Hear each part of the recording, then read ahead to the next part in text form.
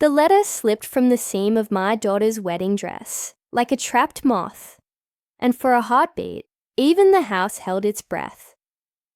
I had my hands in that silk, darlin', deep in the milky satin that caught what little winter light the old leaded windows gave me. The dress was all whisper and shimmer, long sleeves dusted with pearls, a back that scooped like a sigh, and lace so delicate it looked like frost caught on morning grass. Designer, they said. New York with a touch of something English, all fine lines and quiet drama. We'd had enough money tucked aside, and Lord have mercy, that girl lit up when she saw it, said it made her feel like music. Our house, mine since '73, leaned in around me as I worked. It's English style, out here in the American countryside. Older than anyone living can remember with certainty. Slate roof pitched toward grey-blue skies. Chimneys that talk when the wind gets wild. And a front door that groans its secrets, the way a tired back complains at rain. Ivy grips the stone like a lover who can't let go. Inside, the stairs curve down into the foyer, like a woman in a silk dress. And oak paneling runs along the walls with a polish you could see your mood in. This house, honey, it's got a memory, like an elephant, and a heart like a mother who's seen too much. Anyway, I had the dress laid across the old red chaise near the fireplace, which I'd lit only high enough to keep the damp from settling into my bones. The grand clock in the hall did its steady preaching. Tick, tock. An old balance of life and regret. My daughter Grace was upstairs rehearsing her vows, in a voice she didn't know I could hear. And me, I was stitching a pearl that had come loose, humming some hymn I learned before the world knew any better, when I felt something give under my fingers, a bump in the seam where no bump ought to be. You know when the air goes strange, how the light leans sideways, and your blood tries to tell you something your mouth can't yet say. That's how it felt. I teased the lining open, just a whisper more. Real careful, so not a thread would scream later. A tiny envelope slid out, warm from where the dress had been pressed close to my lap, and it fell with a soft pat onto the velvet cushion, like it had been waiting polite and quiet for its turn to speak. It was cream, thick like good pie filling, with the faintest smell of lavender and cedar that had nothing to do with me, and everything to do with someplace else. On the front was my daughter's name, Grace, written like the writer had been holding his breath while his hand moved, the letters both sure and shy. I knew that handwriting, honey. I knew it the way you know your own heartbeat when you wake, in the night, and the floor, bless its creaky soul, seemed to tilt under me. I didn't call out, didn't ask the house to tell me what it knew. I just sat there, with my old knees complaining and the fire low, my breath cinched tight like a dress 2 sizes too small. The envelope was sealed with a sliver of wax, the color of sangria. There was a tiny pressed sprig under it, looked like winter heather maybe. That pressed flower did me in.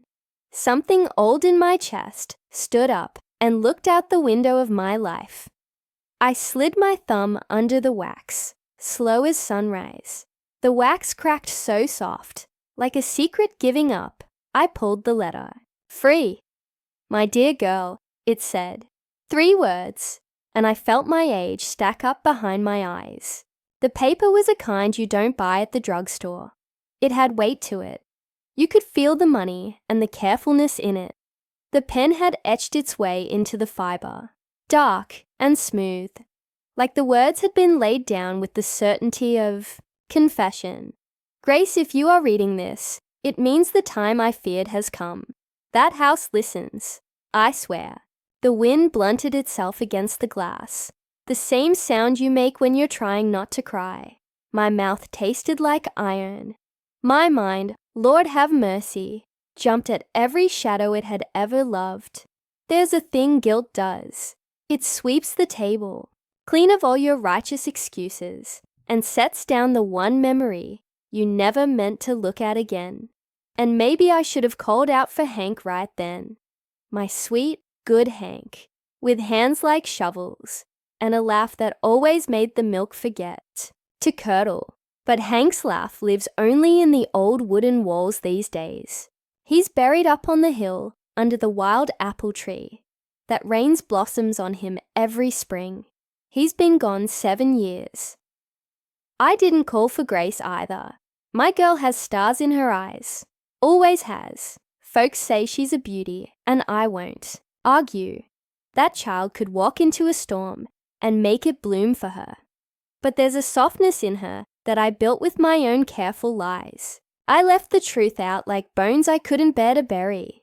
I ain't proud of that. The letter went on, clean and sharp, like it was cutting me open with each sentence. I promised your mother I would tell you when you were old enough to understand. But old enough keeps moving, doesn't it? It keeps taking its own time, though we have time no more. There was a little smudge there. I held the page up to the window and saw a fingerprint lost among the fibers. The corner of the page had been bent and then smoothed out. Someone had read this letter before me. Someone had thought on it, chewed it like a prayer. The clock in the hall clicked a little louder. I lit the lamp. Electric light makes everything too naked, but I needed the truth to stop hiding in the shadows. Outside, the orchard threw lean, black-limbed silhouettes against the sky. That orchard has seen more truth than any book. Knows who kissed who, and who didn't, but meant to. Knows who ran, who stayed, who fell out of trees, and who wrapped themselves so pretty in Sunday dresses. People didn't notice the bruises underneath. You might think I folded that letter shut and waited to talk like a civilized woman. Honey, I did not. My heart beat with the steady dread of someone who's pulled a thread and knows the whole dress is about to fall. I turned the page with hands that remember 1,000 casseroles and one unforgivable touch, and the next line came up like a wave. You must not marry him. I heard it like a voice in the room. The words leapt hot off the page and landed right in my lap. My breath snagged. The fire spattered once, and I could see my reflection caught in the window glass. Just a stranger's face, with my mama's sadness around the mouth. You must not marry him, the letter said again, as if to make sure I knew it was not a suggestion. I'm sorry to break your heart this way. But better now than later. Better the truth than a life built over a well with a broken stone cover. I pressed the heel of my hand against my eyes and counted, the way you do when a panic threatens to pick you up and carry you away. Then I read the next line, even though every part of me went begging not to. He is your blood. Goodness gracious. The house just sighed. That house knows my sins by their first names.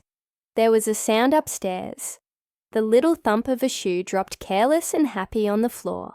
My girl, trying her vows again. I looked down at the letter, and my brain ran around and around, like a dog chasing its tail. How? Why? Who? The signature. I thought, I need to know the name that dared write this. I moved my eyes to the bottom of the page, even though it felt like swallowing glass. And then I stilled. The name was there, clear as noon. And it wasn't the name I feared. It wasn't even the one I hadn't let myself hope for. It was mine. I held that letter far enough away, my arms shook. My own handwriting, from a time when my fingers didn't ache, and my eyes could thread a needle without whining about it. Us, like little birds. S's that winded like creek water. I'd signed it the way I always signed things that mattered. With love from your mama, Ruth. Lord have mercy on liars. We tell ourselves we did it to protect somebody, and maybe a little bit we did, but there's always a part we did it to protect ourselves. To keep the sand from shifting under a life we fought real hard to build. I put the letter down, careful like, on the chaise. The dress lay there shining and innocent, with that empty eye seem now, like a bride who does not yet know the day will ask more of her than joy. My heart ran laps in my chest. I didn't remember writing it, you see. Not like that. I remembered every sleepless night, every time the truth clawed up my throat, and I swallowed it back down with tea and toast. I remembered thinking it through 1,000 ways, and never finding a gentle one. I remembered the day I almost told her in the produce aisle, while she picked out apples, she swore tasted the way childhood sounded. I remembered kneeling beside her bed when she was 5, and burning with fever, whispering to the wallpaper that if she got better, I'd do better. I remembered all the ways I didn't do better, but the letter with my handwriting and that sure command. No, that shocked me. There was a faint knocking down in the bones of the house, the sound of the wood settling or something inside it wanting out. I got up, joints complaining, tucked the letter back into the envelope, and slid it into the pocket of my sweater like I needed it to warm me. The fire popped, a tiny bright sound that felt like a warning. I went into the hall and let my hand trail along the paneling. It's a solid, honey-colored oak, polished so many times, my mother's voice lives in the shine. She had a way with polish, and a way with truth she couldn't swallow. Maybe that's where I learned to make things gleam, and carry a shadow inside them. Ma! Grace's voice floated from upstairs. You okay? I swallowed my heart back into place. Just fussin' with your dress, honey, I called up. Everything's fine. Okay. Her voice was happy. She believed me like the sky believes the horizon. I went back into the parlor. The dress lay there, beautiful as a lie. I took my needle up again and bit off a fresh piece of thread. My hands worked while the mind behind them reeled. I knew where I must have written that letter. There's a writing desk in the study, small and Victorian. A delicate thing my late husband always said didn't suit me, because I am big in all the ways he loved. It has a hidden drawer you wouldn't find unless the house liked you enough to show you. When Hank died, I found things in that desk I'd never known he kept. Little notes on the back of receipts telling me I did good that week. A pressed clover from a picnic I'd forgotten. The receipt for the purple bicycle we bought. Grace when she was 9, and there was no money for it, but we did it anyway, and paid in slices for a year. That desk knows stories. I must have sat there one night, the house breathing quiet around me, and written the words I couldn't bring myself to say out loud. Maybe I pressed lavender in it because my mother always did. Maybe I sealed it with wax because I wanted it to feel official, like something that could stand upright in a court I could never see. And then what? Sewn it into a hem, the way girls used to hide love letters. Maybe I slipped it into a lining for later. Later keeps evaporating on you when you think like that. Later becomes never by accident. But this letter was in a modern miracle of a dress. A designer out of New York had called me ma'am in a voice like honeycomb. Said they knew how to marry tradition and a fresh eye. We'd taken the house lace, my lace, from my wedding to Hank, and asked them to use it as a cuff detail. Something old for a day that breaks you open with hope. The dress had been shipped back, all wrapped in tissue, that sounded like we were opening a snowstorm.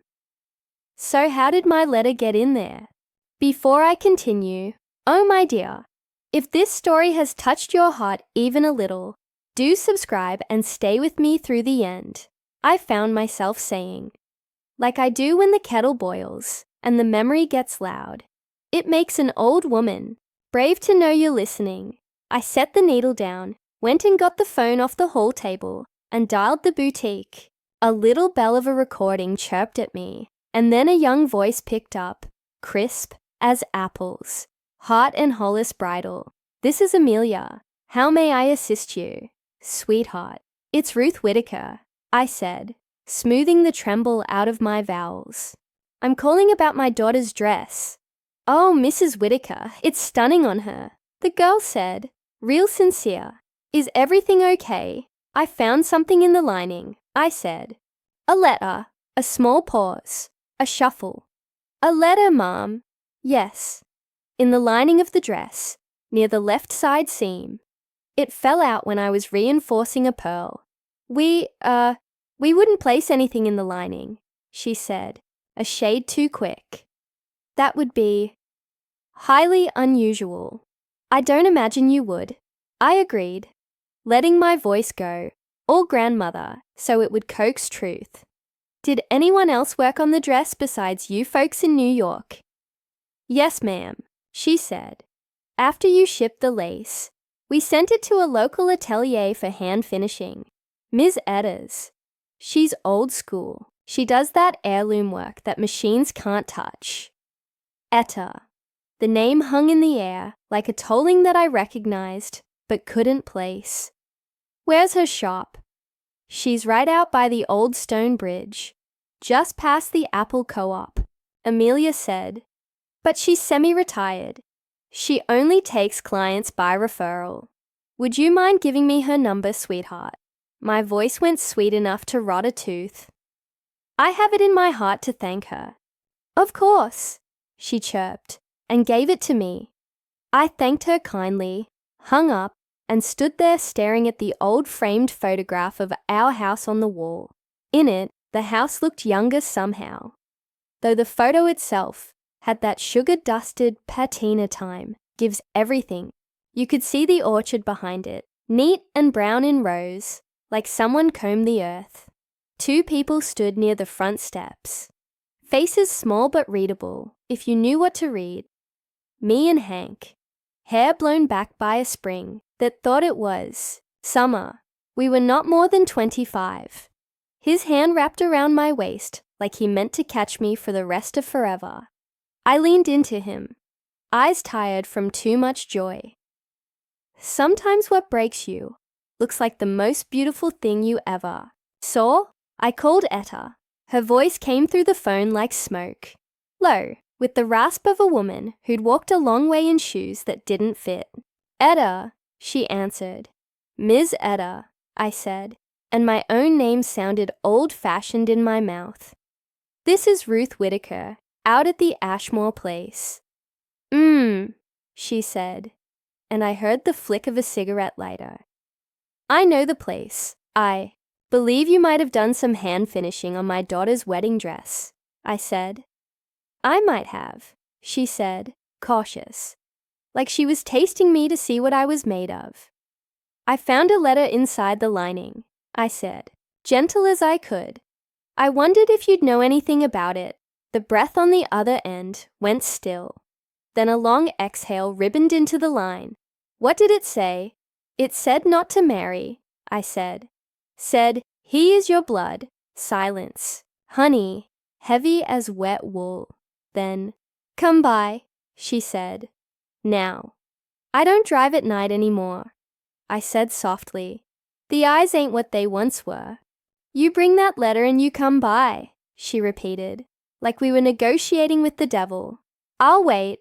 I can come at dusk," I said, thinking on the weather. "Dusk is fine," she said.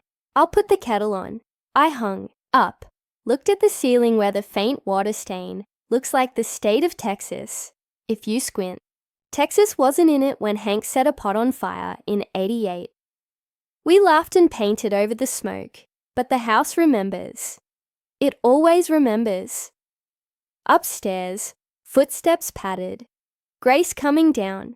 I slid the letter deep into my sweater pocket and pulled the dress up, smoothing it with both hands like it was my own hair before a first date.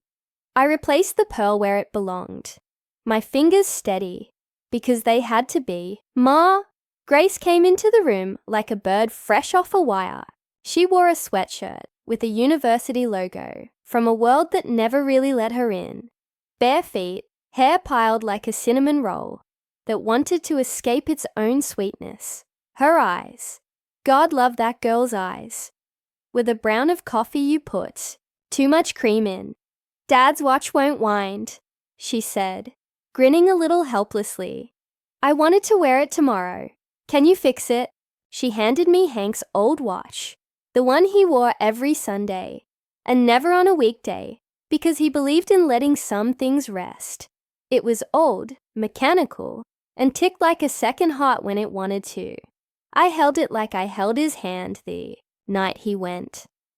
Let me see, honey. She flopped onto the chaise, nearly sitting on the dress, then squealed and scooted, laughing at herself. Lord, I almost murdered my own wedding dress. Don't you worry, I said, eyes on the watch, the letter burning a pocket into my side, heart jackhammering the old timber of my ribs. It takes more than a little rumpus to kill a good dress. She gazed at it with that look people wear when they think the future is a horse they can ride. You think Drew will cry when he sees me? She asked. Drew's the crying kind, I asked, keeping my tone light. He's cried twice around me, she said, counting it out like it meant something. Once when he saw a soldier surprise his kids at the airport, and once when the doctor told me I'd need stitches after I fell hiking that time. I said, fiddling the tiny crown of the watch, feeling the practice in my fingers from a lifetime of fixing small things that kept lives together.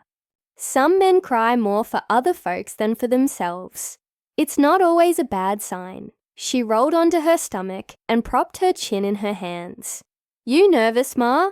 I smiled without letting my eyes show teeth. I reckon you could say that. About the shrimp or the weather? She grinned. Don't worry. Amelia swears the lights in the reception tent will make everything look like a movie.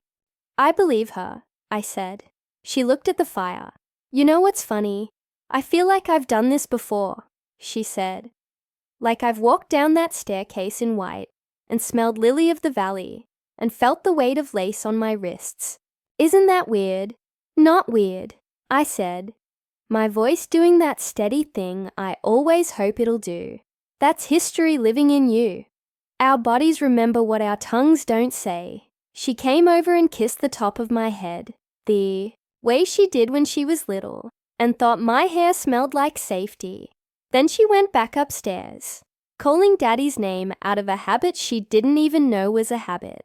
The house swallowed the sound and let it go somewhere soft. I sat there with the watch in one hand and the letter like a hot coal in my pocket. And I will tell you true, darling. I nearly got up, marched upstairs, and burned the whole day to the ground with my mouth. But I am older than that moment. I know something about ruins and how to avoid them. And when it's kinder to set the match, instead, I packed my handbag, slid the letter inside a book about roses, and put my coat on. I stood at the bottom of the stairs for a second, looking up. The runner is old, patterned with roses, done in that old English way that makes them look both real and a little more than real. I could see 1,000 versions of my girl coming down that staircase. The 4-year-old sliding on her belly. The 11-year-old who would only wear green. The 18-year-old with that broken look the year she learned certain kinds of boys. Love the idea of you and not the you. All of them a crowd around her now, none of them knowing who built their bones. I'm running to the co-op, I lied. And the lie sounded like a screen door. Something you tell yourself doesn't matter, because it swings so easy. Get Honey Crisp, she called, joy in it. You bet, I said. The sky had bruised purple when I pulled the old Buick out. The road to the stone bridge is a ribbon of memory to me. There's a dip where the rain always wants to rest in March. A white fence you can count posts along when you need to convince yourself you still have. Order! Cows sometimes press their big, honest faces to the wire and watch you go by like you're their morning show. Etta's place sits behind a stand of pines that look like old men at a funeral. Tall, whispered to by the smallest of breezes. The sign is just a wood plank with Etta's burned into it by a hand. that knew how to spell the truth of things without a flourish. I pulled in, the gravel crunching under the tires, sounding like a handful of promises breaking. The door opened as I reached for the handle. Etta stands about 5 feet, maybe an extra inch borrowed from wherever old seamstresses borrow their inches. She wore a cardigan, the color of tea with too much milk, and her hair was the gray of a dove's belly. Her eyes, though, Lord, her eyes were what the winter sky would be if it could judge you. "Come on," she said, and stepped back so I could enter. Her shop smelled like cedar and old lace sweating out secrets.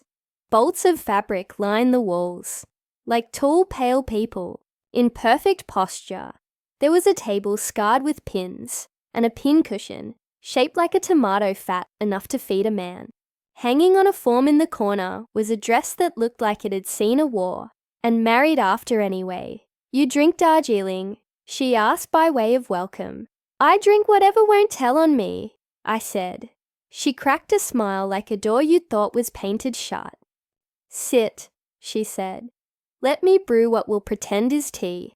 I sat, put my handbag on my knees like a shield, while she clattered in the back, saucepan, water, the tea bag brave in the deep. I studied the framed photographs on the wall. Girls in dresses they thought were forever things. Except for a handful, you could tell had learned midnight truths by noon the next day. There's a look we all wear before we know. It's a look like a field before the storm decides to touch down. Etta returned with 2 mugs, mismatched. She slid one toward me. "Now," she said, settling into the chair opposite. "Tell me how you got my number." "The boutique gave it," I said. "Because I asked nice. People always do when they want to feel good about what they're about to do," she said, not unkindly. "Let me see the letter, Ruth." I handed it over like it might bite me if I didn't. She touched the envelope like you touch a baby you didn't birth, but who still makes your fingertips go nervous. She didn't open it. She stared at the sealing wax, the little pressed sprig. Then she closed her eyes and made a sound that lives somewhere between a sigh and a prayer. "I know this wax," she said, eyes still shut. "You know the wax, honey." My voice broke around the honey like a twig. "It's from a little shop on Whitman Street," she said, eyes opening, mouth going hard. "They sell old school paper to people who like writing things that hurt. Did you write this?" "I don't remember doing it," I said. "But it's my hand." She opened it, ginger, pulled the letter free, read those first lines like a doctor reads a chart with your whole life climbing up it.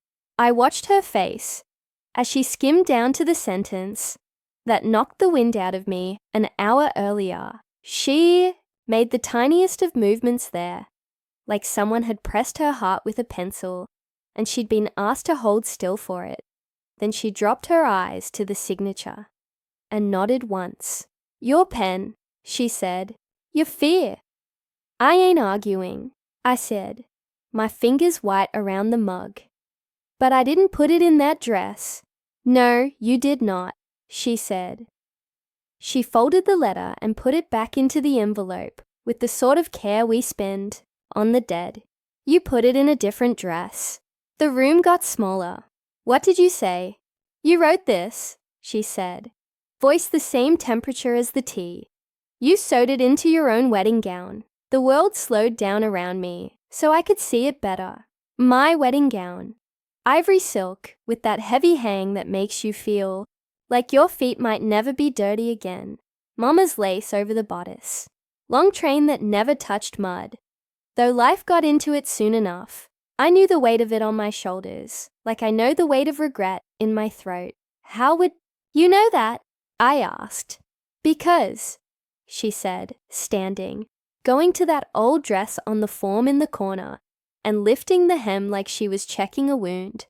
"I took your wedding gown apart last month. I held the table because if I didn't, I was going to float up into the ceiling light and fizzle like a moth." "You what now?" "Your daughter sent it," she said, looking at me steady. with a note.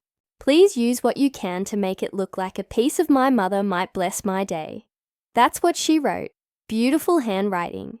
She holds a pen, like someone who fights to keep what's inside from shaking out. I took the bodice lace, the cuffs, the hemline, and there was a little spot in the left side seam where the fabric didn't want to stay friendly with itself.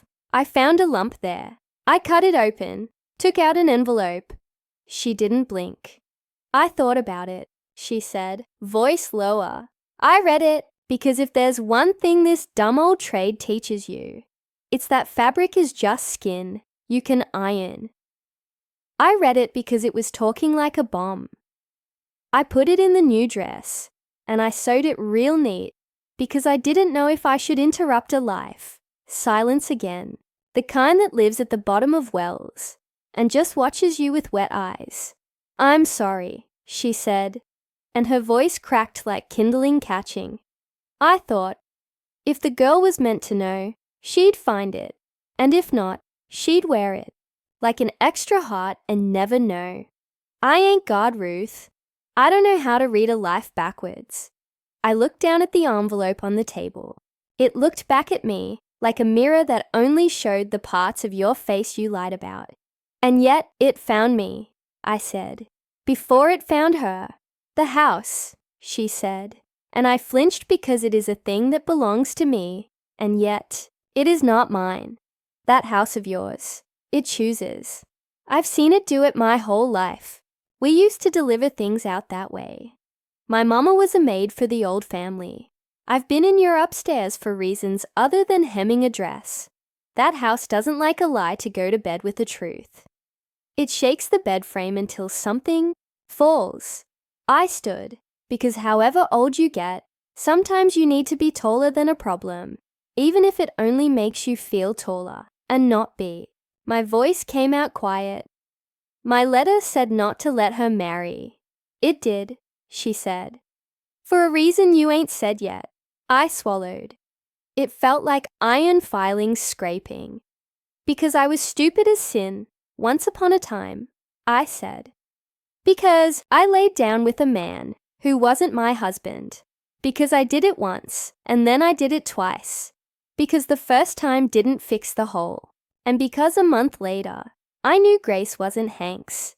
Just by the way she looked out the window like it was a person, and the way the lines around her mouth appeared when she was mad. The exact shape of another man's temper.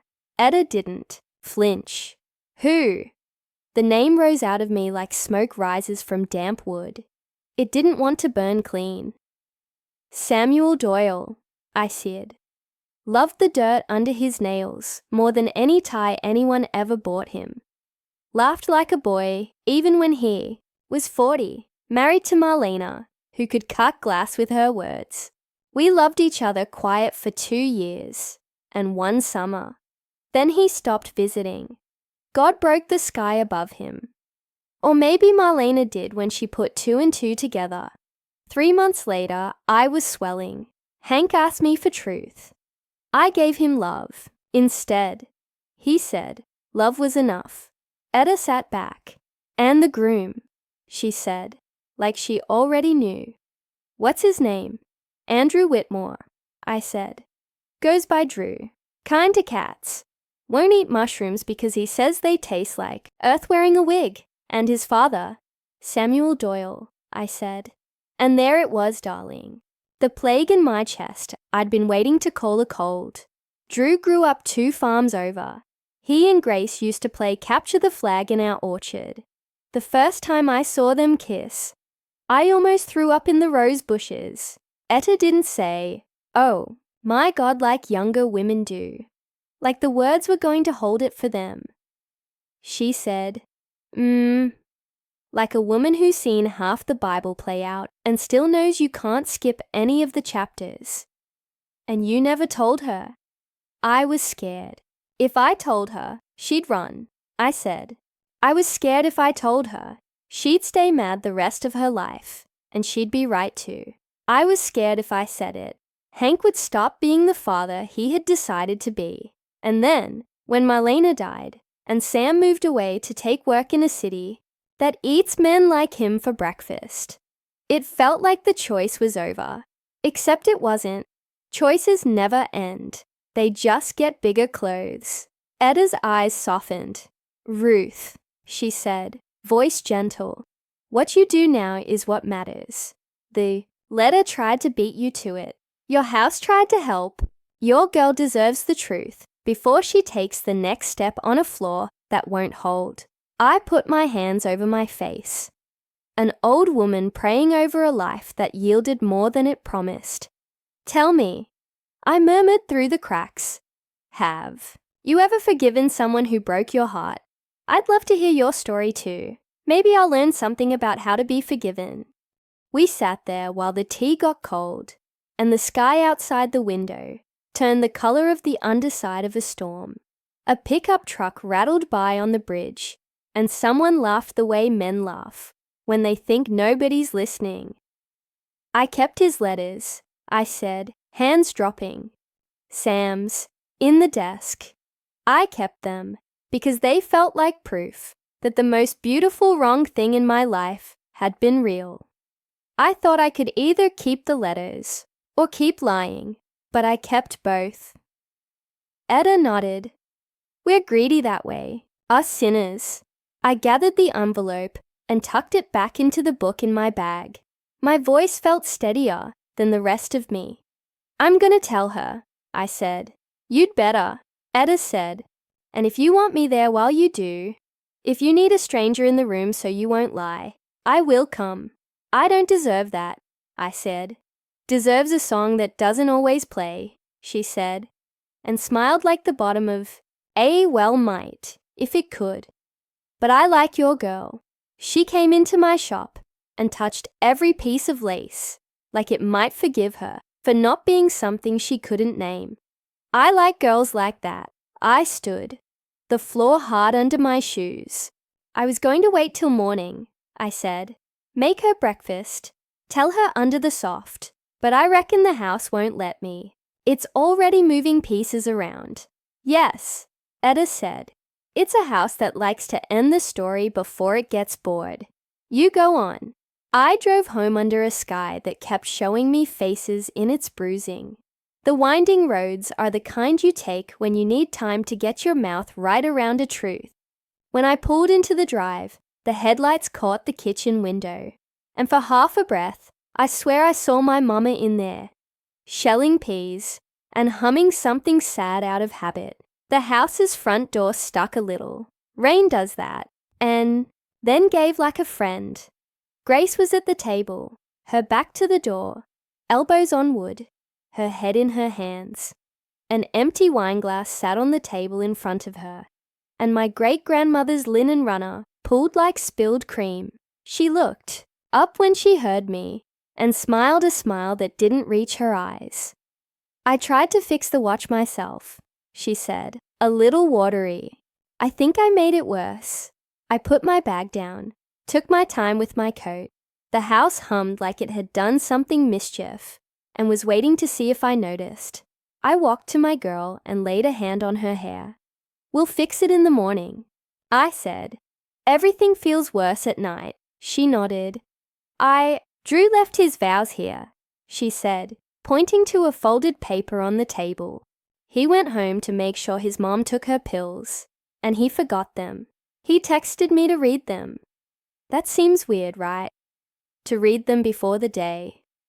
Maybe he just wants to make sure his words are okay, I said, even as something crawled, cool across my shoulders.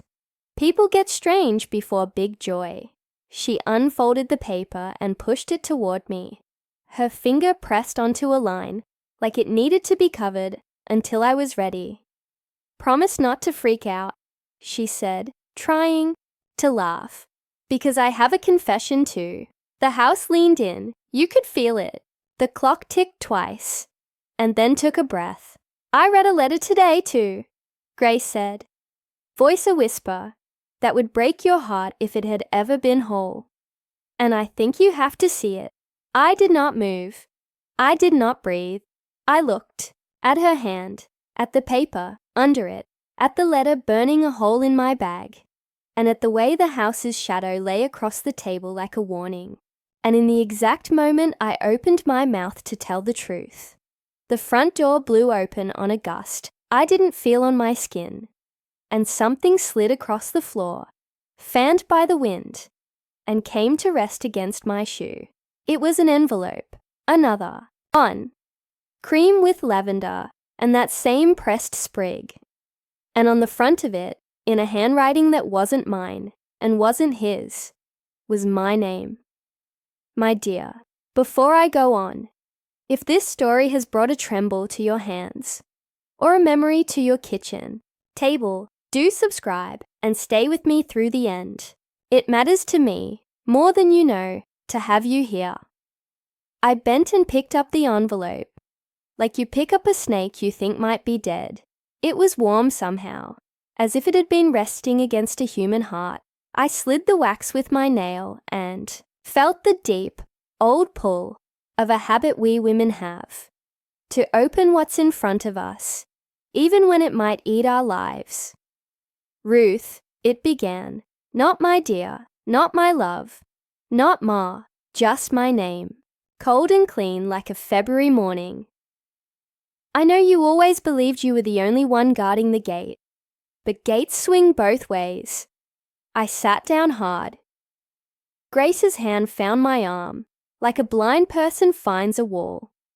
We looked at each other, and there were 60 years of my life and 26 of hers laying there between us, like laundry we should have wrung out before it got molded. She pushed the paper with Drew's vows aside.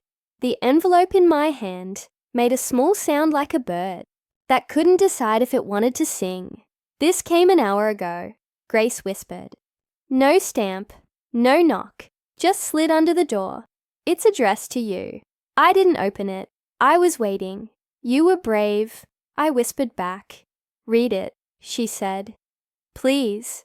So I read the letter that wasn't mine, and wasn't from the man I'd loved, and wasn't from the man I'd married. I read it like a person reads their own autopsy.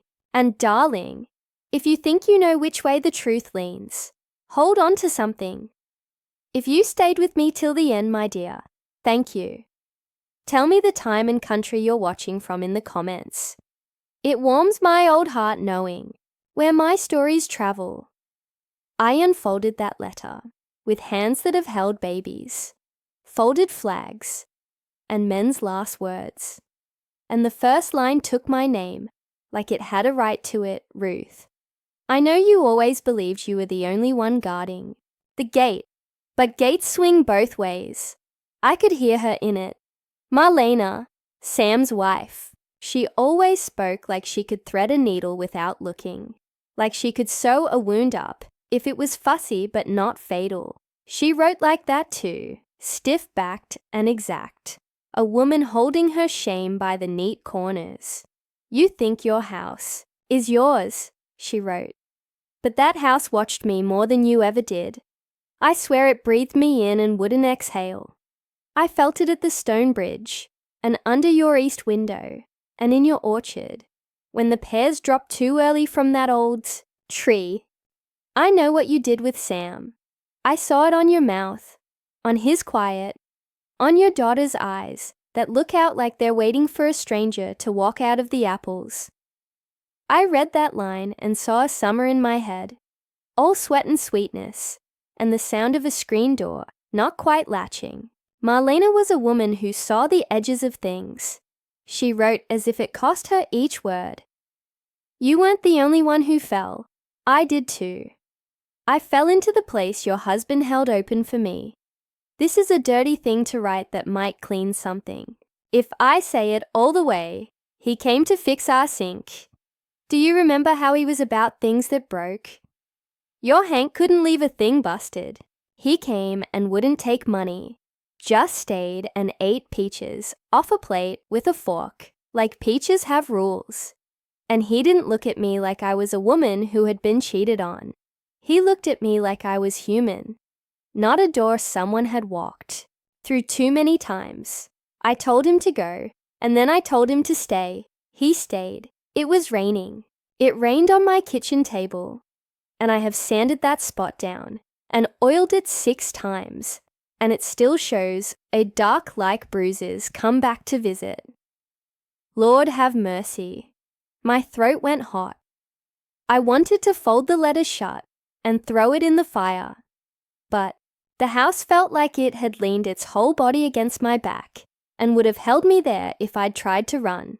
It was once, she wrote, and then it was twice. And then it was the summer. I won't pretty it up. I won't call it love, because some words deserve to stay clean. It was what people do when they are lost and scared and want to be found without answering for how they got lost.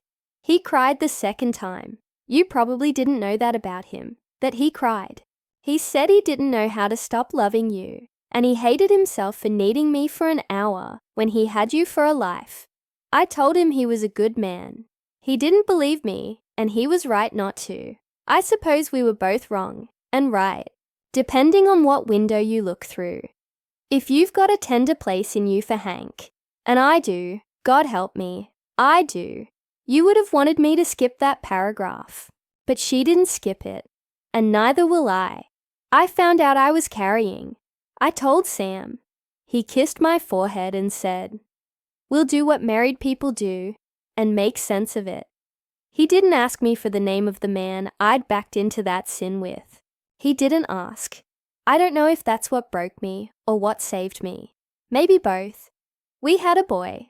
I told Sam I wanted to name him Andrew because that name means helper, and he helped me stand up when I'd been on my knees too long.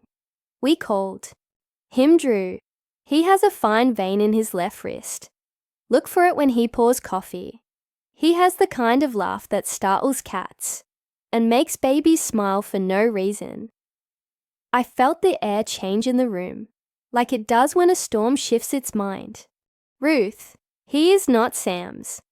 I read that sentence twice because the world hiccuped.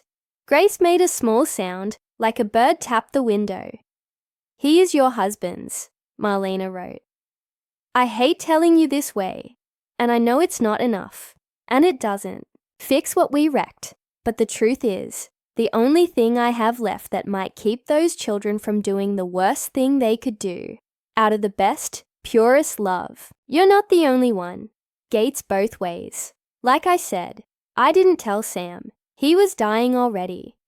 The kind of dying that looks like working late and not saying why. He left in pieces. Men do that sometimes when their heart isn't right, or the money isn't, or the day's too long.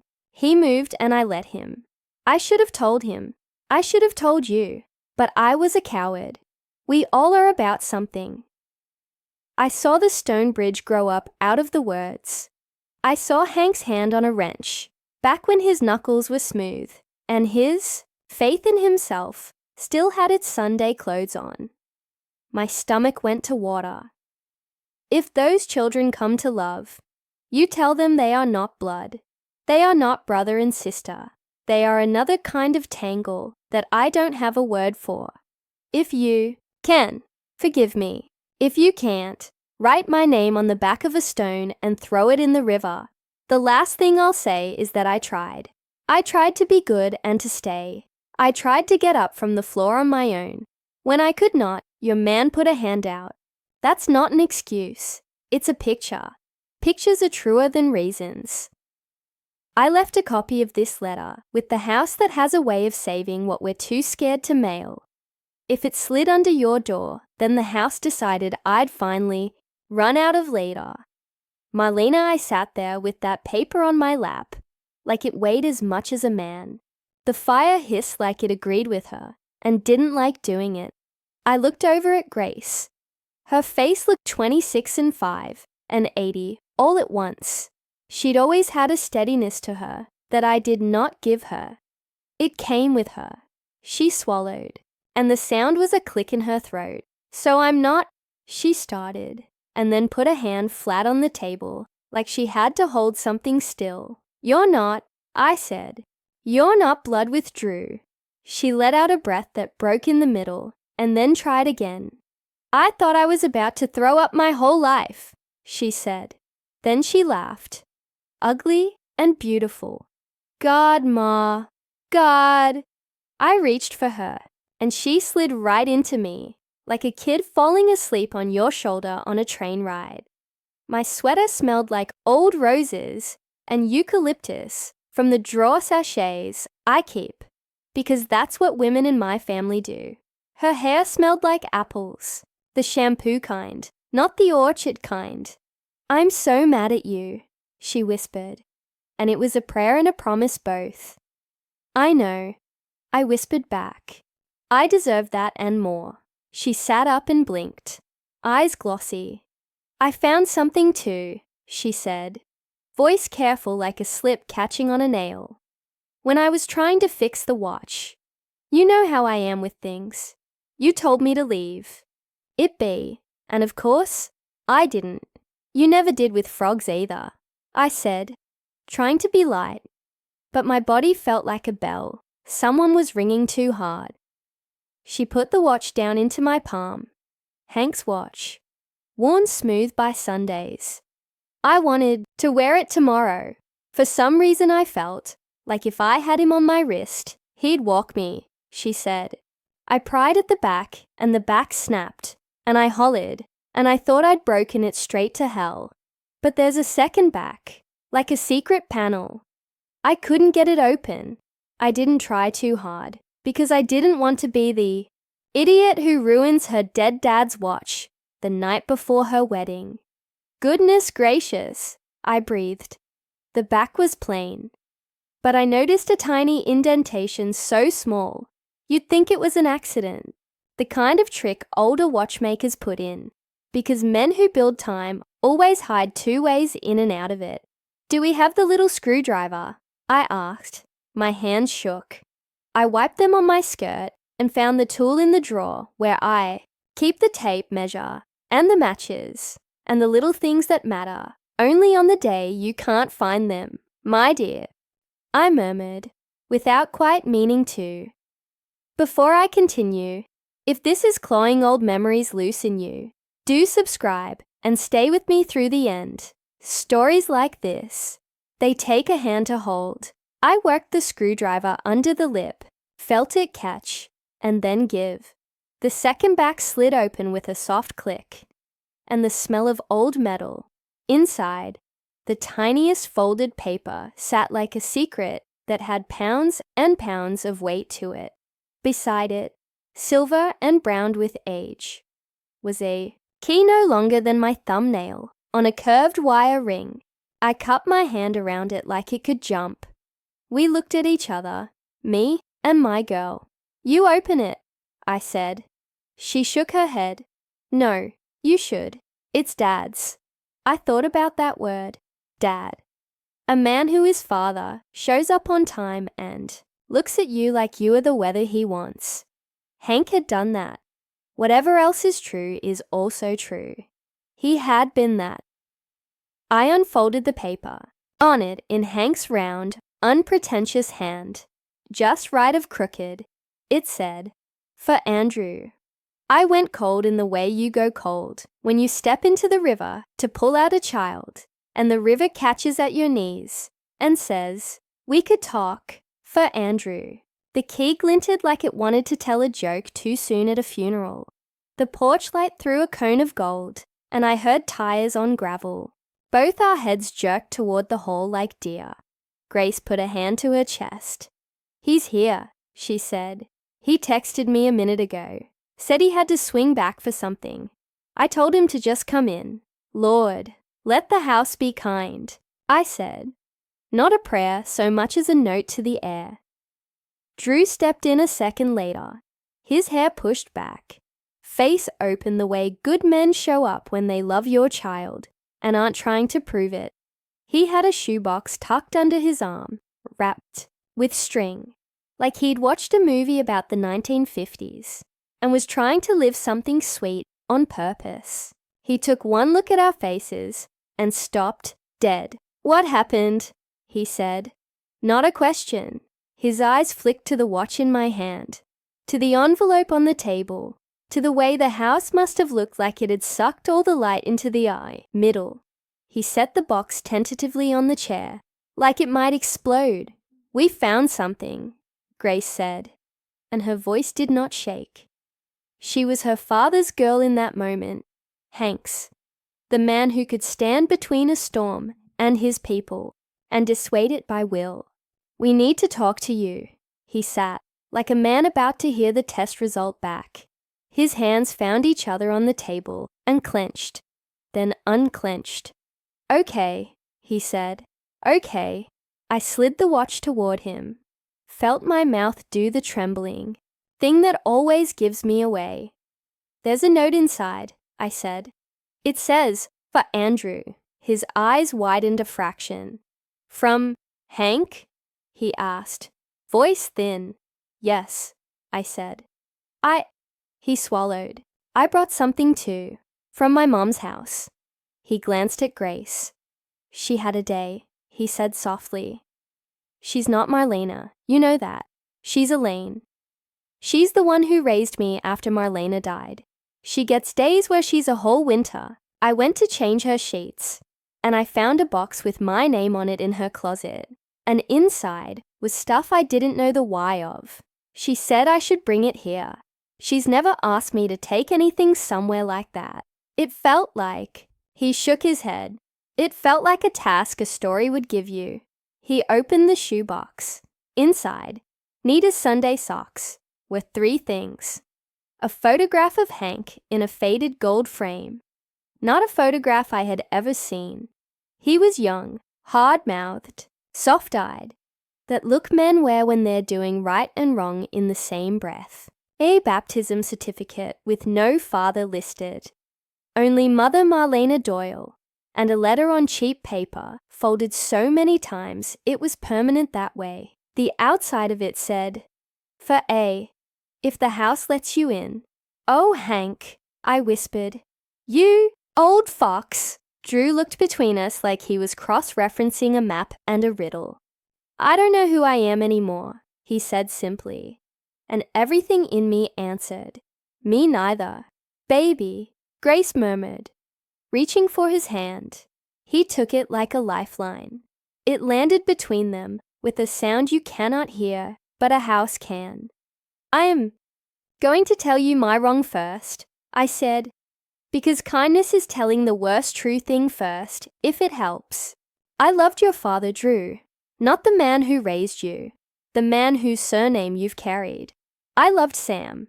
It was a long time ago, and it was wrong. Out of that wrong came my rightest thing, my daughter. I thought," I looked at the fire, "because it's old, and old things are gentler with you when you're undressing your soul. I thought you and Grace were blood. I wrote a letter once to stop it if you should ever come to love. I forgot I wrote it. A woman named Etta found it in my wedding dress and tucked it into the new one. And then the house made sure I found it tonight. It says not to marry, because you are blood. It was from me." Drew's mouth parted. God bless him, he didn't jerk his hand from Grace. And then another letter came. I went on. "Marlena wrote to me. She told me she and Hank..." I had to pause and swallow. "She told me they fell. They made you, Drew. You are not Sam's. You are my husband's." There's a sound the soul makes when it exhales, for the first time in a year. He made that sound. He put his free hand flat on the table, like he might push it through the wood and down into the earth to hold the world steady. Then he let out a laugh that cracked on the way out. "I thought so," he said, tears starting like they weren't sure they had permission. "I don't know how, but I thought so.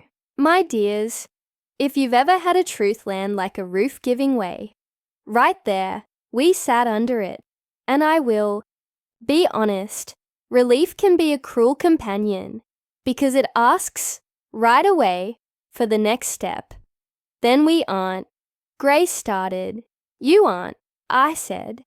"You are not brother and sister, but you are kin in the knotted way life loves."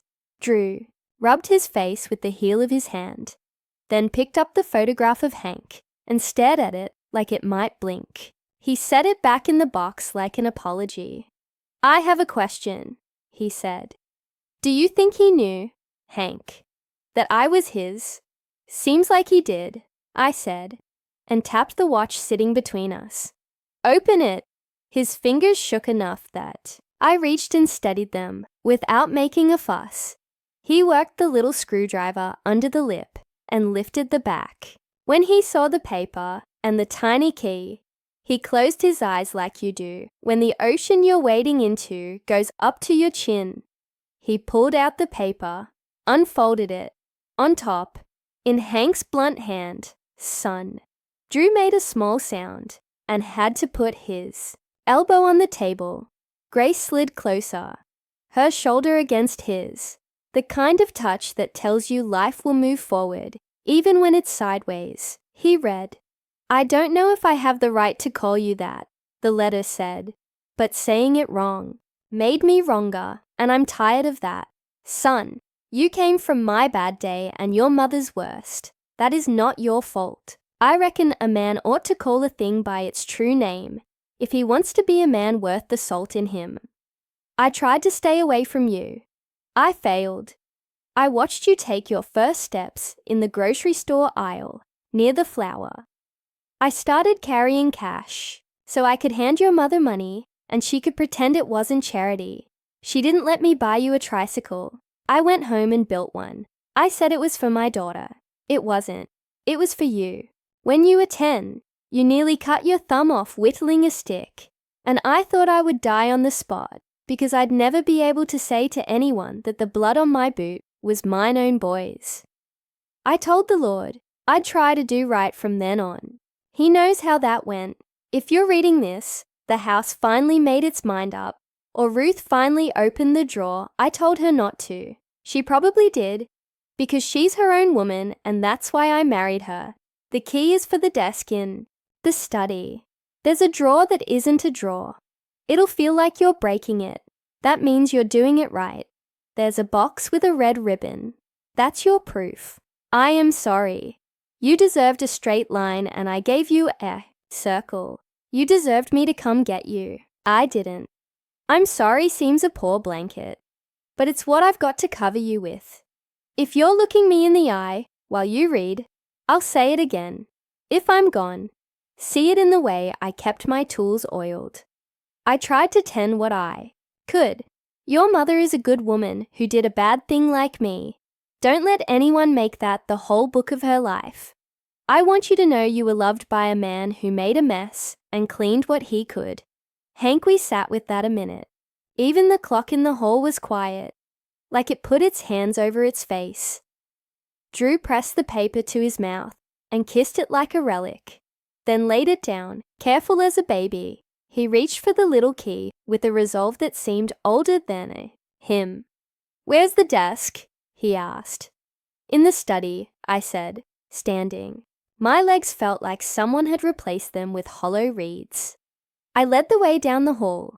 The rug muffled our footfalls. In that way old rugs do when they've been told too many secrets. The study smelled like pipe smoke and pencil shavings. No matter how long it's been since those things happened, the desk sat in the afternoon light like a small ship. He ran his fingers over the edge like he knew wood, like he could talk to it. He looked at me. I nodded toward the right side. He slid the key into the tiny, barely there hole I'd found years ago when I wasn't looking for places for keys to go and then forgotten, because forgetting is a skill I wore like a shawl. The drawer didn't open. He frowned, then tugged at the side panel, and it came with a complaint, like an old man told to get out of his chair. Inside was the box. Not red ribbon anymore. It had gone brown with time, but the memory of red clung to it, like a sunset caught in a photograph. He took it slow. He undid the ribbon. He lifted the lid. Baby curls tied with thread so fine it was almost not there. A hospital bill with numbers that meant milk and diapers bought in quiet.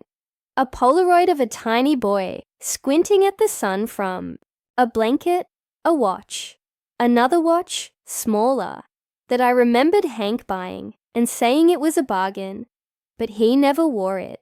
And under those, folded, another letter, this one addressed, to the girl I love like air. and to the boy I love like rain. I put my hand on the table of the desk. It was either that or sit down on the floor and let the house have me. Read it, Grace whispered. Her voice had honey and gravel in it. Drew handed it to me, and I did, because sometimes the person who started the fire is the one who has to throw the water. My darling Ruth, and my boy, if you're beside her. I already cried when I wrote that. The way he played with words. Lord, I miss that man, like a missing front tooth. You can't stop tonguing even years later. I have learned that time will do what it pleases, regardless of what men think time is for. I'm sorry I didn't tell you. When telling you would have been right, I told myself I was building a fence around our life to keep the wolves out. Trouble is, I fenced in a wolf too, myself. Ruth, if you open this with him there, then I'm either brave, past what I knew I could be, or dead. If dead, look for me in the apple blossoms and in the way the floor knows where I like to step. Boy, if you are there, know that I have hammered your name into every board I touched in this house. Even if I could never carve it where the world could see, this box is yours. So is that name you might need for your own child one day. Whitaker. Use it if it helps. Don't if it hurts. But know it was never withheld because you didn't deserve it. It was withheld because I was small. I tried to be a big man other ways. Ask anyone who ate at our table how I poured their coffee before my own. I will say this too. If the two of you, Grace and Drew, find yourselves the way water finds the lowest place, don't let the world's smallness make you small. You're not blood in the way the law cares about. You're blood in another sense. You are fed at the same table by the same love. That's not against any rule, except the ones people invent when they're scared of what doesn't fit. If anybody asks me what I think, and they won't, being dead, I say the house knows who belongs in it. If it's them, then so be it. Ruth, forgive me. Son, forgive me. If there's a God kinder than the preacher says, maybe I'll know it now. Hank B. The time I'd finished, I was crying the way you cry at the sink when no one's supposed to see, and still somehow you hope someone's hand will find your back. Grace's face crumpled, and then smoothed out like a sheet you pull tight over a bed because company's coming, and you want it to look like you don't sleep there. Drew pressed his forehead to the desk and let one sob out of his body, the way men let the first cough out at a funeral, and then hold the rest back. We stood there, three people held together by a house and a history that would have been laughable if it hadn't been so human. You both have a right to run, I said, finally voice barely there. You also have a right to stay. Tomorrow can be a wedding day, or it can be a day we eat pancakes in our pajamas and call the caterer and tell her to please donate the shrimp to somebody's party who needs it more. Either way, I'll stand beside you. Grace looked at him like the first time she saw him on the rope swing, the summer they were 13, when she came in and told me she'd found a face she wanted to see in her sleep, on purpose for the first time. He looked back at her like a man who'd been thirsty a long time and found a river he could drink from. That wouldn't run out, but they also looked tired. Secrets age you in a night. They do, my dear, I said softly. Voice made of the kitchen, at 2 a.m. and the sound of rain on a tin roof. Before I go on, tell me, have you ever forgiven someone who broke your heart? I'd love to hear your story too. Sometimes listening to you helps me speak. The clock in the hall chose that moment to start up again, letting time back in. The house does that, holds its breath until you decide if you're going to jump or not, then exhales to remind you you're still stuck to earth. Can we sleep on it? Drew asked, cheeks wet in a way he didn't even try to hide. I don't want to make a forever decision with my hands still shaking. You can, I said. You should. We put everything back the way it belonged for the night, like a ritual. The box went on the desk, not hidden, as if keeping it out in the open could change the shape of the past. The letters, Marlena's, mine, Hank's, stacked one on top of the other like a sandwich nobody asked for, but might keep us alive a little longer. The watch, closed, kissed, set on the mantel for the house to watch over like a baby it had decided to adopt. Grace looked pale and burnished at the same time. "If we sleep and wake up, and there's still air in the room," she said, a little laugh wobbling, "then I think we'll know." They went off to their rooms, she to hers, he to the guest room down the hall that always smells like camphor and cedar and winter vacations, even in June. I stood at the bottom of the staircase, my hand on the newel post, smoothed by decades. I put my forehead to it and said I was sorry to the wood. It's silly, ain't it? But apologizing to the things that held you while you lied feels right sometimes. I didn't sleep. I made tea. I didn't drink. I walked the house, and it walked back with me, its floors flexing like a big, patient animal. Around 2, I stopped at the window that looks over the stone bridge and thought about throwing myself into the river of memory and letting it carry me where it wanted. I did not. I am a woman who knows how to stand still in a storm, even if sometimes I'm the storm. Dawn is Mercy wearing a cheap dress. Everything looks forgivable in that light. I made pancakes because I meant what I said. I put bacon in the oven because the smell wakes children and men and sometimes the dead. The coffee maker did its burble and hiss, and I swear I could hear Hank's hum under it, that little half-tune he always sang without knowing it. Grace came down first, face scrubbed of last night, hair braided like a woman going to do work that matters. Drew came after, slower, his eyes soft and a little swollen, the way boys look when they've cried and nobody laughed at them for it. We ate like people at a truce table. Butter, syrup, 2 cups of coffee each, and nobody counted. Finally, Grace put her fork down and looked at me. Then she looked at Drew. "I don't want to run," she said, not dramatic, just like she was telling me the weather for the day. "Do you?" He shook his head. "No." She nodded. She looked at me, and I saw the light in her that had always found its way through. "Then we're getting married," she said. "But we're not putting a single foot down that aisle with a lie under it. We'll tell what needs telling before the cake sees the knife." Drew breathed out. "Okay," he said. "Okay, then go," I said. "Wash your faces. Brush your teeth. Wear the clothes you meant to wear. It's still your day, honey." Grace smiled that small, fierce smile she saves for times when she knows she's about to hold something heavy and carries it anyway. She went upstairs. Drew stood and then hesitated, looking toward the study. "If I bring that box with me," he said quietly, "it won't be for show. It'll be for courage." "You take it," I said. "Take the watch too. Let your father walk with you both." He nodded, throat moving. "He'll like that." He went to the study calmly, like he'd learned in one night how to trust wood and paper to carry the load men couldn't. I followed slower. The house seemed satisfied with us.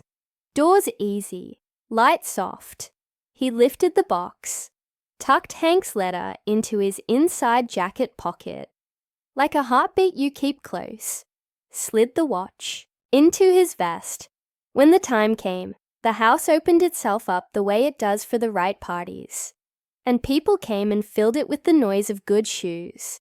The tent in the orchard was strung with little lights that made even the crows look forgiving. Amelia swanned around with a clipboard like she believed in happily ever after, because she keeps putting pins into it all day. Etta came, and she wore a dress the color of fog and looked at me over the heads of strangers and gave me a little nod. She already knew. Her eyes did. She always did. just when I thought we might have to crash the whole thing myself. Marlena found a way to show up too. Not in ghost, don't you worry. In the way, a woman came up the path at exactly 9:30, wearing a summer hat and carrying a little purse that had watched more years than any of us. Elaine, Drew's mama. She looked at me like a woman who's done scared and is on to tired. Ruth, she said. Elaine, I said. We took ourselves into the study because that room ain't afraid of anything. She put the purse down and took my hands. Her fingers were cold, like she'd been wringing them all morning. I reckon you know, she said.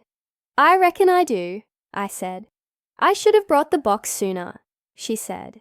I should have read the desk sooner, I said. We smiled through wet eyes like fools in a play. Then we stopped smiling because the next part was not for smiling. I didn't know how to hold it without breaking him, she said. He was so good, Ruth. You ever notice how the good ones are the ones you want to keep soft, but life's got other plans?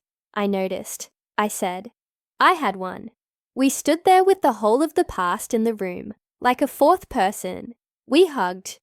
Two women who loved the same men for different reasons, and the same children for the same ones. Time? Amelia's chirp came from the hall, like an angel with a schedule. They're ready on the lawn. Lord have mercy, I said, and patted my hair. All right then. We walked out to the old English-style front, down the curve of the stairs like the house had been practicing for this day for a century. The music did that soft beginning, like a breath in. The guests stood. The birds got so still that for a second, I thought the world forgot itself.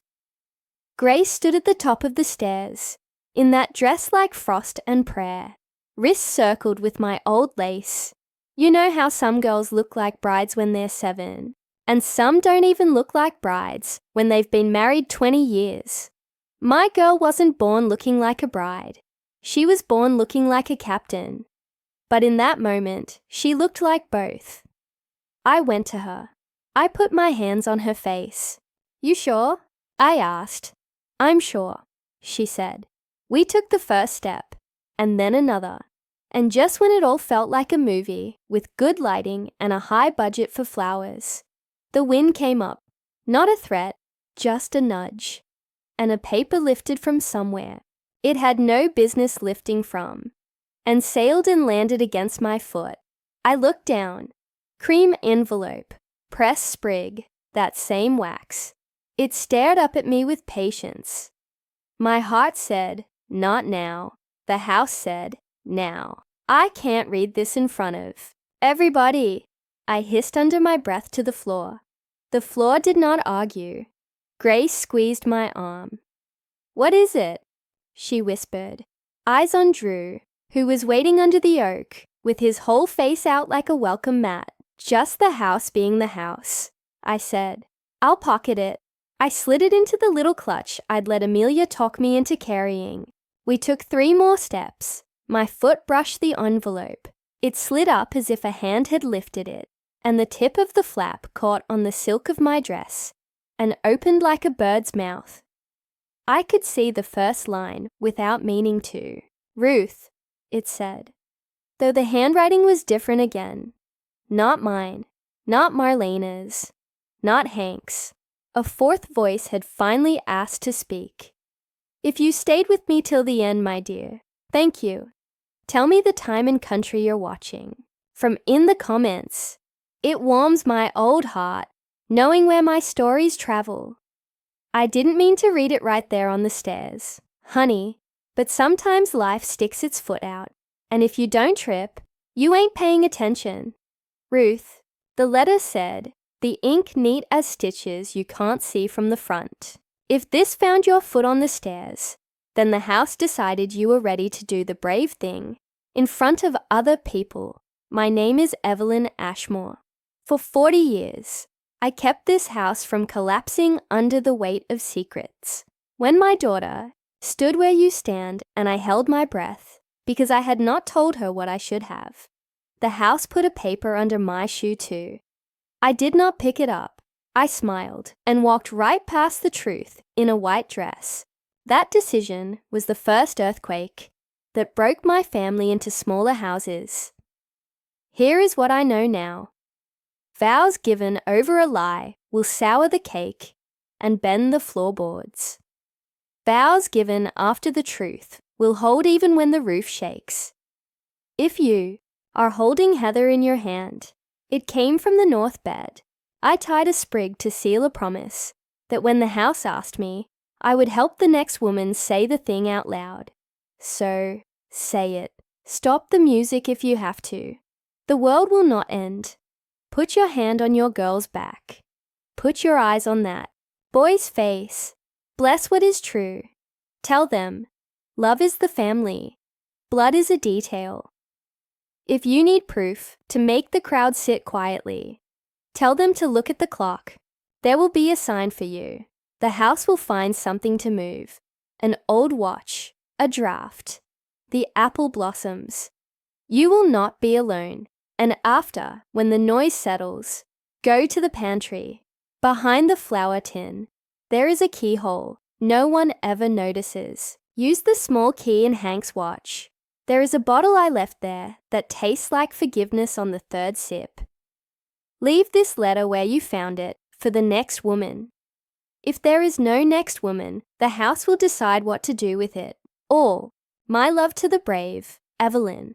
My dear, before I take another step, if you're still with me and this old heart of mine has kept you close, do subscribe and stay to the end.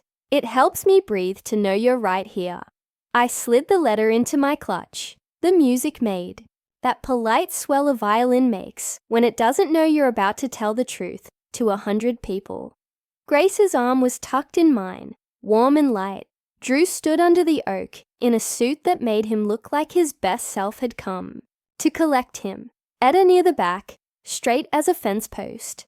Elaine, pale and set like a winter sky that knows spring is coming, whether it likes it or not. We took one more step, and my feet found the place where the runner changes color slightly. That line I've crossed 1,000 times without noticing. The house leaned in like a grandmother who knows you're lying by the way you butter your bread. I stopped. The music stuttered, and then did what music does when you ask it to wait. Held its breath like a good friend. Folks, I said, my voice, carrying because the house carried it for me. I have to say something before we keep walking. The guest turned, polite, curious, turning to "Oh Lord, what now?" in a heartbeat. A few phones lifted and then dipped again, because even people who live on their phones can feel when something belongs to the air, not the glass. I was going to say it quietly at the kitchen table last night. I told them. I tried to. The house had other plans. So I'm going to say it here, where vows like to happen, because lies like to hide under vows. And I am done giving them beds in this house. I looked at my girl. She nodded. Brave isn't loud. Brave just nods when it's time. I loved a man who wasn't my husband, I said. You could feel the swallow roll through the crowd like a wave. Out of that wrong came my rightest thing, my daughter Grace. Years later, a woman across the fences had a bad night that turned into a summer with my husband Hank. Out of their wrong came a right too. Drew. He belongs to us. He belongs to Hank. I turned, put my voice straight at the old oak where the light made lace through its leaves, are not brother and sister. They are two people who found each other in an orchard and never quite forgot how that felt. Silence. Goodness gracious, you could spread it like butter. Then a small movement, like a deck of cards being squared. Drew lifted his wrist, the old watch gleaming like it remembered every wrist that had ever worn it. And in that soft hush, it started to tick, slow, confident, like time had come back to the room because it heard what it needed. Someone near. The back made a sound the human mouth makes when it sees something it had almost given up on. The hall clock in the foyer answered. 1, 2, 3, 4 deliberate chimes that weren't on the hour. the apple tree at the edge of the lawn, where we'd planted Hank, under the shade of a kind man's favorite thing, dropped blossoms like. A hand opened. The petals fell around Drew's shoes and didn't lay on the ground like usual. They lifted and turned in just enough wind to be a sign. That's when Etta started to clap. Not loud, firm, an amen you give with your hands. Elaine stood and put her hand over her heart, her eyes on her boy, and the look on her face was a whole sermon about what makes a mother. A couple of old men nodded, like they'd been waiting to be told how to behave all along. A woman in a hat whispered, "Life's messy, honey, like a blessing." And the officiant, young thing with a voice too smooth to be from here, smiled and said, "Well now, truth is a fine foundation. When you're ready." Grace looked at me. "We're ready," she said. She squeezed my arm. "Walk me, Ma." We took the rest of the stairs slow, not because we were scared, but because that's how you do it when you've earned the right to be seen. At the bottom, I put her hand into Drew's. He felt steadier than any young man had a right to feel. After the night we'd given him, he looked at me like he understood what it cost to keep your hands open. "Before we begin," Grace said, turning to the people who love and judge you in equal measure on days like this, "there's something we want to read." Drew pulled Hank's letter from his pocket, the edges soft, from the kind of handling that is almost prayer. He didn't read all of it. Some things are for kitchens and midnight. He read the part that the house wanted under the oak. "If the two of you, Grace and Drew, find yourselves the way water finds the lowest place, don't let the world's smallness make you small. You're not blood in the way the law cares about. You're blood in another sense. You were fed at the same table by the same love. That's not against any rule, except the ones people invent when they're scared of what doesn't fit. If anybody asks me what I think, and they won't being dead, I say the house knows who belongs in it. If it's them, then so be it." He folded the paper like he was folding a flag. For a second, I could see Hank behind him in the shade, grinning like a man with a good secret he finally told. The vows were simple. No poetry, just the kind of words that live inside you anyway. "I promise to be big with my love," Grace said, and her voice had the grain of wood in it. "Not small with my fear. I promise to tell the truth, even when my mouth begs me for silence," Drew said. "I promise to stand next to you when the house shakes, and to dance with you when it doesn't. Do you take?" the officiant asked. "I do," they said, and the "I do" rolled out across the lawn and hit the oak and bounced back with a sound I've never heard on a recording. It was ours. Ain't a streaming service in the world that can capture that. They kiss like people who know kisses. Build houses too. The guests did what guests do. Cheered, wiped, sniffed, laughed. The tent lights blinked once and held steady. I swear the floorboards in the parlor flexed under the stamp of clapping feet and said, "Okay then."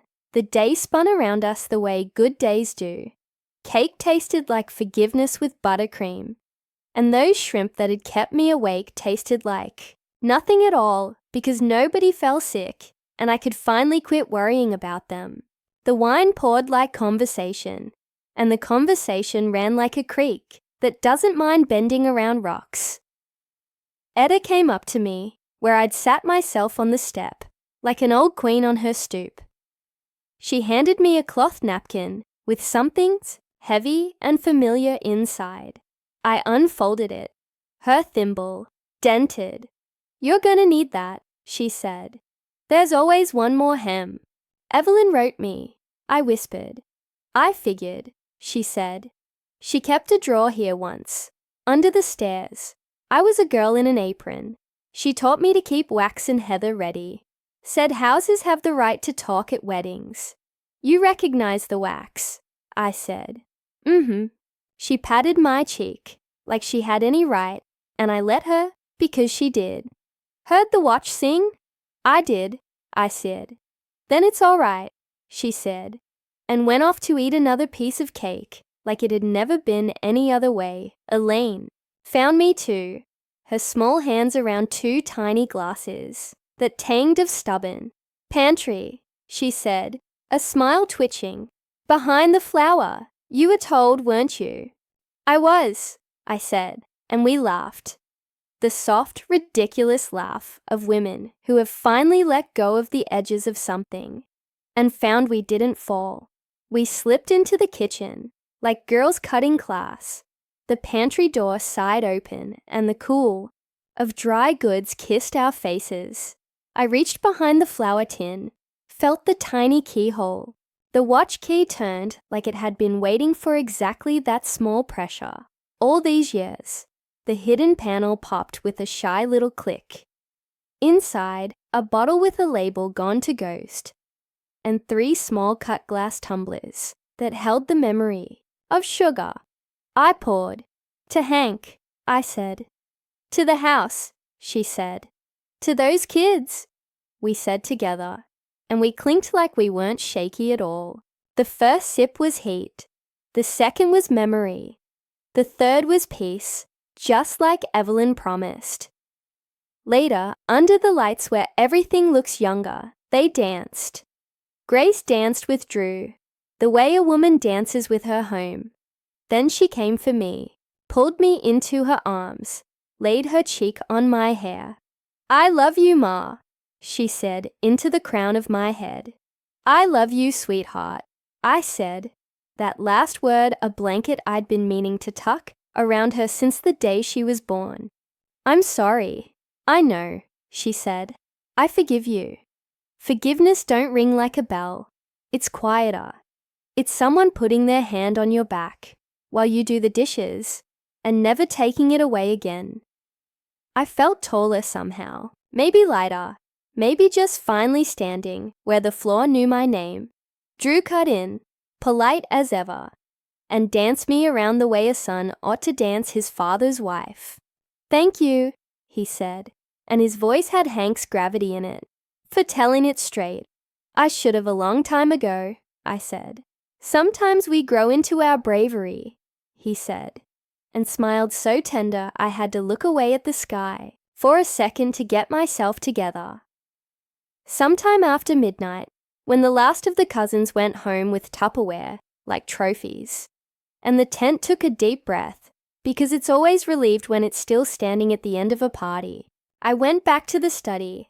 The house felt taller too, like a man who'd stretched after a nap.